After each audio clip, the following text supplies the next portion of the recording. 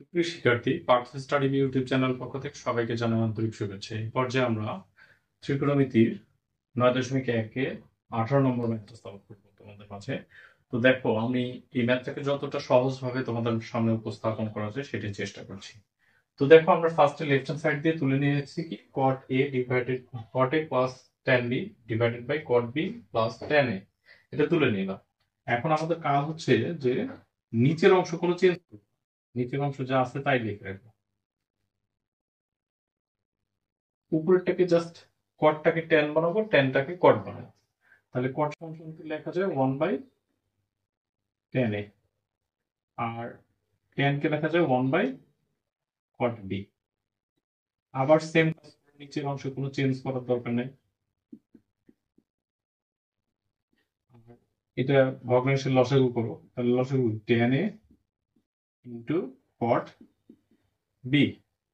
এই লব দিয়ে এই হরকে গুণ করো, তাহলে কি cot b।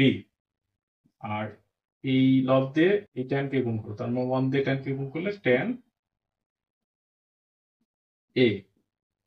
এখন খেয়াল করো, উপরের ভগ্নাংশ যা আছে তাই ধুয়ে দাও। নিচে কি আসবে?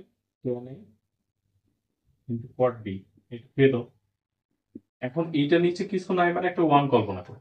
এটা নিচে কিছু নাই মানে একটা 1 কল্পনা করো, তাহলে এইটা বিপরীত করে দিলে কি 1 divided by cot b plus tan a। লিখছি না? এখন দেখো, এইটা একটা রাশি, এটা একটা রাশি, সেম সেম না? এটা এটা কাটা, তাহলে কি থাকলো 1/tan a into cot b। এটাকে যদি আমি এইভাবে লিখি কোন সমস্যা আছে? 1/tan a into 1/cot b। দেখো 1/tan a সমান কি লেখা যায়? cot a, R into 1/cot মানে কি লেখা যায়? tan b,